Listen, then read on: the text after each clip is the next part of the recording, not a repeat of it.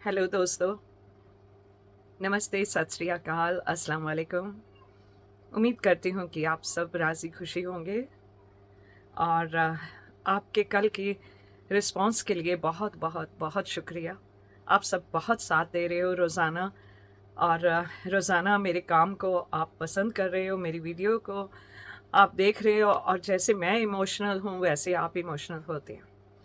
तो मेरा ये कतई मकसद नहीं था कि मैं आप सबको किसी बात के लिए दुखी करूं, लेकिन जो सच्चाई है वो बयान करने की कोशिश की है।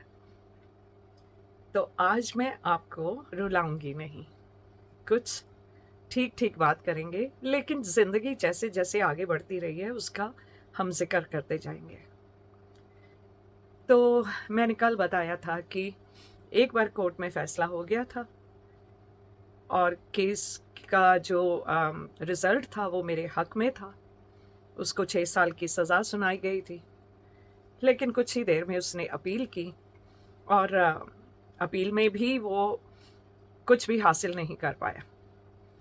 अपील में उसने मेरे ऊपर इल्ज़ाम लगाने की कोशिश की और जो मामूली इन केसेस में होता है, वो सब बातें गलत गलत बता के बयान करने की कोशिश की, लेकिन कुछ नहीं हुआ और उसको 6 साल जेल की सज़ा हुई। लेकिन यहाँ क्या होता है कि आई थिंक हर जगह ये होता है, अगर किसी की 10 साल सज़ा है और अंदर जेल में उसका बिहेवियर ठीक है तो उसकी सज़ा को कम करके जल्दी बाहर आने दिया जाता है। तो यहाँ भी यही कानून है कि अगर आपकी 6 साल की सज़ा है तो उसको कम करके 4 साल भी किया जा सकता है, क्योंकि अगर आप वहाँ के रूल्स के हिसाब से सही जा रहे हो तो बिहेवियर को देखते हुए आपको जल्दी रिलीज़ किया जा सकता है। तो जो ऑफिसर्स थे वहाँ प्रिजन के भी सब मेरे टच में थे कि वो जब भी अगर ऐसा कुछ होगा तो वो मुझे इन्फॉर्म कर देंगे। और जो मेरे केस के सीआईडी वाले थे वो भी हमेशा मेरे साथ थे और वो मुझे हर बात पे अगवा करते थे और हर बात मुझे बता दिया करते थे। तो ऐसे ही मुझे एक दिन लेटर आई कि किस डेट को उसको रिलीज़ किया जा रहा है, लेकिन उसको सख्त वार्निंग दी गई है कि वो कभी भी मेरे नज़दीक आने की कोशिश ना करे या मुझे कांटेक्ट करने की कोशिश ना करे। तो पहले तो मैंने उसके अगेंस्ट काफ़ी एक्शन लिया, उनसे बात की कि क्यों पहले रिलीज़ किया जा रहा है। लेकिन जब उन्होंने बताया कि यही रूल होता है, तो रूल्स तो फॉलो सबको करने हैं, तो फिर हमें भी, लेकिन काफ़ी दिल में डर था। काम पे मैं जाना शुरू हो गई थी और पूरा टाइम जैसे रोज़ाना जाना वो करती थी। एक दिन वही टाइम के हिसाब से जब मैं बच्चों के स्कूल के थोड़ा पहले जब मैं घर आ रही थी, तो घर के अंदर जब मैं मुड़ने लगी तो देखा बाहर कार पार्क है और उसमें वो शख्स बैठा हुआ है। तो मैं बहुत डर गई और मैं घर के अंदर नहीं उस तरफ कार नहीं लेके गई। जो हमारा पार्किंग एरिया है वहाँ मैं नहीं लेके गई और मैंने सीधा कार सामने मेन रोड जहाँ जाती है मैं उस तरफ फटाफट तेज़ी से कार चलाने लगी और फिर मैं चलाती जा रही थी कार, वो मेरे पीछे आता जा रहा था। मैं जो लेन बदलती थी उस रोड में 3 लेन्स हैं जहाँ आप कभी लेफ़्ट में या मिडल में या राइट में चला सकते हो। जो भी मैं लेन चेंज करती थी वो मेरे पीछे आता था, जिससे मुझे वो और शक हो गया कि ये वही है। तो इससे मुझे और भी शक हुआ कि ये हो ना हो ये वही है। तो एक बार ऐसा हुआ कि वो बिल्कुल, मैं मिडल लेन में हूँ तो वो राइट लेन में आके बिल्कुल सामने ऐसे, तो काफ़ी घबराहट हो रही थी मुझे, तो रोक नहीं सकती थी। रोका तो एक तो ट्रैफिक था उस वक्त और दूसरा ये भी था रोकूंगी तो पता नहीं बाहर निकल के आएगा, क्या करेगा, कोई हार्म करे, कोई कुछ करे, पता नहीं उसके पास क्या होगा क्या नहीं है। तो चलती गई, चलाती गई कार, कहाँ जाऊँ, कैसे करूँ, कुछ समझ नहीं आ रहा था। तो चलाते चलाते चलाते चलाते एक जो मेरे पेशेंट हैं उनके घर की तरफ मैंने कार मोड़ ली कि ये लगे कि मैं किसी पेशेंट के घर जा रही हूँ। हालांकि मैं सुबह ही वो पेशेंट को देख के आई थी। तो मैंने उनके डोर पे नॉक किया उनके घर से उन्होंने दरवाज़ा खोला तो पूछा क्या हो गया, तो मैंने उनको सारी बात बताई। उन्होंने मुझे अंदर लिया और बोला जल्दी से पुलिस को कॉल करो। और देखें अगेन, वो इस्लामाबाद के पाकिस्तान की एक फैमिली जो यहाँ सेटल थे, वो थे। आप सब पाकिस्तान के कितना हमेशा मेरे साथ साथ हो और मेरी कितनी हेल्प करते हो, क्योंकि मेरे बुजुर्ग भी पाकिस्तान के हैं, तो हमारा नाता जो है वो कई कई जन्मों का, सालों का है। तो मैंने सीआईडी को फ़ोन किया। रास्ते में गाड़ी चलाते हुए तो फ़ोन करना मना है, मैं कर नहीं पाई, वरना मैं कर देती वहीं पे। तो मैंने उस गाड़ी का नंबर नोट कर लिया हुआ था और मैंने सीआईडी को कॉल किया, उनको बताया कि मैं यहाँ रुकी हुई हूँ और यहीं घर के बाहर वो कार पार्क है। तो सीआईडी वाले पहुँचे, उन्होंने उसको वहाँ से उठाया और वापस जेल में। तो मुझे और हिम्मत मिली कि हाँ, कानून है और कानून सुनता है।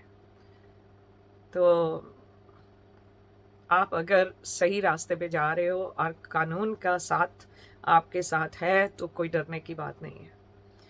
ये अलग बात है कि हमारे मुल्कों में, चाहे वो इंडिया हो, पाकिस्तान हो, वहाँ पे कानून रिश्वतखोरों की दुनिया है। काश कि वो सब भी सुधर जाएं तो ये जुर्म वहाँ पे भी कम हो जाए। ऐसा नहीं कि अब यहाँ पे अगर कानून है तो यहाँ पे ये जुर्म और नहीं होते हैं, एवरी डे होते हैं, लेकिन कम से कम लोगों को सज़ा तो प्रॉपर मिलती है। लेकिन हमारे इंडिया में वो देखे ना, एक लड़की जिसको बस में कैसे बुरी तरह से, और कितने साल उसकी माँ बेचारी लड़ती रही, केस लड़ती रही, और हर बार लड़के वालों की तरफ से जो वकील था वो इतने गंदे घिनौने इल्ज़ाम उस लड़की पे लगा लगा के और कैसे उसको बदनाम कर रहा था। तो अपने मुल्कों में यही होता है। लेकिन एक दो औरतों को सिर्फ खड़े होने की ज़रूरत है, तो मजबूरन वहाँ भी उनको सख्ती से काम लेना पड़ेगा। मेरा मकसद ये बताने का सब अपनी ज़िंदगी के बारे में सिर्फ और सिर्फ यही है कि दुनिया का कोई भी कोना हो, कोई भी मज़हब हो, कोई भी ज़ुबान हो, लेकिन मेरा मैसेज एक ही है, कोई किसी से कोई ज़बरदस्ती नहीं कर सकता, कोई ज़्यादती नहीं कर सकता। आपको उसके खिलाफ आवाज़ उठानी है, उठाते रहिए। चलें, अगर मान भी लिया जाए कि कुछ नहीं होगा, कब तक नहीं होगा? हमारी ज़िंदगी में नहीं होगा, हमारी आगे आने वाली नस्ल, तब तक तो शायद कुछ हो जाए। तो अच्छा करना, सही रास्ते पे चलना बिल्कुल बंद ना करें। आज मेरी कैट्स बहुत तंग कर रही हैं, साथ साथ बार बार आके कभी बीच में कुछ फेंक रही हैं और कभी कैमरा को हिला रही हैं। अब कितनी बार एडिट करूँगी? चलेगा ये सब, कोई बात नहीं, मैं एडिट नहीं कर रही हूँ, हिलाए तो हिलाए। तो बस ये फिर सिलसिला चलता रहा। मुझे प्रोटेक्शन मिली हुई थी, यहाँ तक कि अच्छा, उसके बाद जब उसको दोबारा से सीआईडी ने पकड़ा, उसके घर से किसी ने आके मेरी कार के ऊपर कुछ वो तेज़ाब जैसा कुछ गलत चीज़ डाल के मेरी कार को डैमेज किया, और भी एक दो तरह के अटैक किए कि मैंने क्यों ऐसे उनको रिपोर्ट किया और वो सब। लेकिन मैं घबराई नहीं, एवरी टाइम मैंने सीआईडी को बुलाया। और फिर 2 महीने से ऊपर सीआईडी ने मेरे घर में कैमरे लगाए, जहाँ से बाहर का सब रिकॉर्ड हो। अगर कोई मेरी कार के पास आए, मेरे घर के पास आए, तो वो सब वीडियो 24 घंटे रिकॉर्ड होती रहती थी, कौन कौन मेरे घर के पास से गुजरा। और एवरी 7 डेज़ के बाद, 7 दिनों के बाद पुलिस वाले आके पहली वाली वीडियो ले जाते थे, उसको चेक करते थे, और फिर नई वीडियोस वहाँ इतना ढेर मेरे घर वीडियोस का लगा रहता था, क्योंकि उन्होंने रिकॉर्ड करके सारा देखना होता था। लेकिन मेरे ख्याल में जब सेकंड टाइम उसको पुलिस ने पकड़ा, उसके बाद कार का भी जब हुआ, तो उसके बाद वो लोग सुधर गए थे। सुधर गए इन मीन्स कि भाई उसके बाद उन्होंने मेरे साथ पंगे लेने बंद कर दिए। उनको पता चल गया कि ये चुप नहीं बैठेगी। फिर एक बार क्या हुआ, उसके बाद मैंने शुरू किया कि कैंपेन्स हर जगह पे जाके औरतों की मदद के लिए बात करनी। जैसे पिछली बार भी बताया, रेडियो में, टीवी में, न्यूज़पेपर्स, हर जगह पे लोगों के लिए खड़े होना, बात करना। जो विक्टिम कोर्ट नहीं जा रहे थे डर के मारे कि उन्हें कुछ किया ना जाए, उनका साथ दिया, उनसे बातें की। और एक लड़की का हादसा आज सुबह, अभी मैं उठी भी नहीं थी कि मेरे दिमाग में वो बात चल रही थी। एक लड़की थी। अब देखिए, बाहर वाले तो बाहर वाले हैं, अपने घर वालों की बात देखिए। ये किस्सा सुना रही हूँ कि ज़रूरी नहीं कि आपको कोई आपके जानने वाला ही अटैक करेगा, या आपने उसको ऐसे मोटिवेट किया है कि वो आके आपसे ज़बरदस्ती कर सकता है। आप अगर उसने कभी आपको टच किया तो आपने एतराज़ नहीं किया, इसलिए उसकी हिम्मत बढ़ गई, ऐसा नहीं है। ये जो कुछ दिमाग के बीमार लोग होते हैं वो ऐसी घिनौनी हरकत करते हैं। तो एक लड़की का केस था जिसके लिए मुझे सीआईडी ने बोला मैं उससे बात करूं। मुझे नहीं पता वो इंडिया की थी कि पाकिस्तान की थी, ये जानना मेरे लिए बिल्कुल ज़रूरी नहीं था, और वैसे भी आइडेंटिटी छुपाई जाती है तो मुझे ये जानना ज़रूरी नहीं था। लेकिन केस के बारे में मुझे बताया गया। वो लड़की टीनेजर थी और घर में उसकी माँ और उसका भाई जो उससे थोड़ा बड़ा था वो रहते थे। और वो लड़की इतना सहमी हुई, इतना घबराई हुई, उसने जो बयान दिए थे उसमें एक बयान तो था कि उसका मामू, उसकी माँ का भाई, एक बार उसके जैसे शर्ट पहनी है, आगे बटन है, तो उसके बटन में ऐसे हाथ डाल के उसको टच करने की कोशिश कर रहा है। जब उस लड़की ने आके अपनी माँ को बताया तो माँ ने बजाय अपने भाई को जाके बात करने के उस लड़की को एक थप्पड़ मारा कि तू ही ऐसे डीप गले पहन के तू घूमती है, इसीलिए उसने ऐसा किया। अब सोचें, अगर एक माँ ही ऐसा करेगी तो बच्चे को कौन प्रोटेक्ट करेगा। तो वो बेचारी डर गई, वहां चुप कर गई। अब उसके बाद उसके घर में उसका भाई है, इतनी भी शर्म नहीं कि वो मेरी बहन है। वो बेचारी कहती है अगर वो कपड़े बदलने लगती है तो उसका भाई उसको कमरा नहीं बंद करने देता, दरवाजा नहीं बंद करने देता। अगर वो नहाने जाती है उसको बोलता है कि दरवाजा खुला रखो, और वो उसको देखता है। ऐसे ऐसे दिमागी मरीज दुनिया में हैं। तो मेरी तो बात ही छोड़िए ना, जो मेरे साथ हुआ, चाहे कोई माने चाहे ना माने, आई डोंट केयर। प्रूव करना कानून का काम था, कानून ने किया। और एक बात आपको बता दूं, अगर किसी के दिल में बात आ रही है कि क्या ये बात सच्ची है या क्या है, जब ऐसे केसेस रिपोर्ट किए जाते हैं उस वक्त जो गुनाह करता है उससे ज्यादा जो रिपोर्ट करता है उसको चेक किया जाता है, उससे सवाल ज्यादा किए जाते हैं कि कहीं ये झूठा इल्जाम तो नहीं है। तो मुझे जिन जिन सवालों से गुजरना पड़ा वो ऐसे थे जैसे मैं ही गलत हूं। क्योंकि आदमी का क्या जाता है, वो तो कह देगा ये अकेली औरत है, इसको दोस्त चाहिए था, इसने ऐसे कर दिया, और अब मुझे ब्लेम कर रही है क्योंकि जो इसने मांगा मैंने दिया नहीं, इसलिए अब मुझे ब्लेम कर रही है। कुछ भी कहानी बना सकते हैं। और किसी के ऊपर ब्लेम लगाने के लिए आपको अपना एक एक पॉइंट वहां बताना पड़ेगा। मेरे पास सब प्रूफ थे, सब कुछ बताया, इसलिए मैं वो केस जीती। ऐसे ही खुदा ना खास्ता किसी के साथ ऐसा हादसा हो तो आप एक एक एविडेंस अपना संभाल के रखिए। एविडेंस बहुत ज़रूरी होते हैं। फॉर एग्जाम्पल, कभी अपने कपड़े अगर बदलें उनको धोएं नहीं। अगर आपने कुछ और इस्तेमाल किया है उसको भी धोएं नहीं, फेंके नहीं। वो सब एविडेंस होते हैं। जहां ये बात हुई वहां से कुछ चीज हटाई नहीं,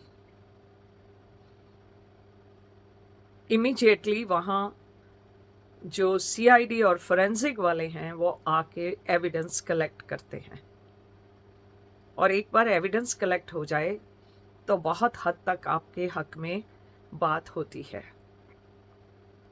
लेकिन अमूमन लोग क्या करते हैं, अगर किसी के साथ ऐसा हादसा हुआ तो सबसे पहले जाके सब कुछ धो देते हैं। अगर धोते हैं तो सारा एविडेंस भी खत्म हो जाता है। तो और भी कितनी बातें हैं जो एजुकेशन के लिए बहुत ज़रूरी है कि सबको इन बातों का पता हो। और अगेन कहती हूँ, खुदा ना खास्ता किसी के साथ ऐसी बात हो, लेकिन जब तक मैं जिंदा हूँ मैं उन तमाम लोगों के लिए खड़ी हूँ, चाहे वो कहीं से भी दुनिया में हैं। मैं उन सब के लिए खड़ी हूँ जो मैं जानती हूँ। जहाँ तक मैं मदद कर सकती हूँ मैं बताने के लिए तैयार हूँ। तो आप घबराइए नहीं। अगर आपके साथ कभी कोई ज्यादती हो तो आप उसे जरूर जरूर रिपोर्ट करें।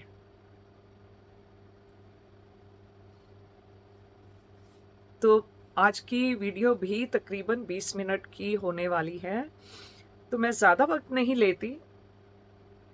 कुछ एक लोगों ने, फ्रेंड्स ने बताया था कि बहुत ज़्यादा टाइम नहीं वो स्पेंड कर सकते, कईयों ने पढ़ाई करनी होती है, कईयों ने काम पे जाना होता है, तो मैं बहुत ज़्यादा वक्त नहीं लूँगी आपका। बाकी की ज़िंदगी कैसे चलती रही इसके बारे में मैं कल आपसे बात करूँगी, क्योंकि ज़िंदगी तो चलती रहती है, और ज़िंदगी चलती रहती है तो ज़िंदगी में कुछ ना कुछ होता ही रहता है। तो आगे की बात फिर बताऊँगी। बने रहिएगा साथ, और मैं कोशिश करूँगी कोई नहीं रोए मेरे साथ अभी। ना मैं खुद रोऊंगी ना किसी और को रुलाऊंगी। मेरे बहुत से अजीज दोस्त हैं जो कल और परसों की वीडियो देख के मेरे साथ बहुत रोए हैं। मैं उनसे माफ़ी चाहती हूँ कि मैंने आपको इतना ज़्यादा दुखी किया। मेरा ये कतई मकसद नहीं था कि मैं ऐसे आपको परेशान करूँ। बस आप लोग एक फैमिली की तरह बन गए हो, आप इतना प्यार देते हो, बिल्कुल अपनों जैसे हो, इसलिए बस आपके साथ ये कुछ पल बांट लिए मैंने। बहुत बहुत शुक्रिया। कल मिलेंगे हम लोग। हो सकता है कल फिर पार्क का कोई अच्छा सा सीन आपको दिखाऊं। आज मुझे जल्दी जल्दी यहीं पे करना पड़ा। तो बहुत बहुत शुक्रिया दोस्तों, अपना ख्याल रखिएगा। Bye for now. अल्लाह हाफिज़।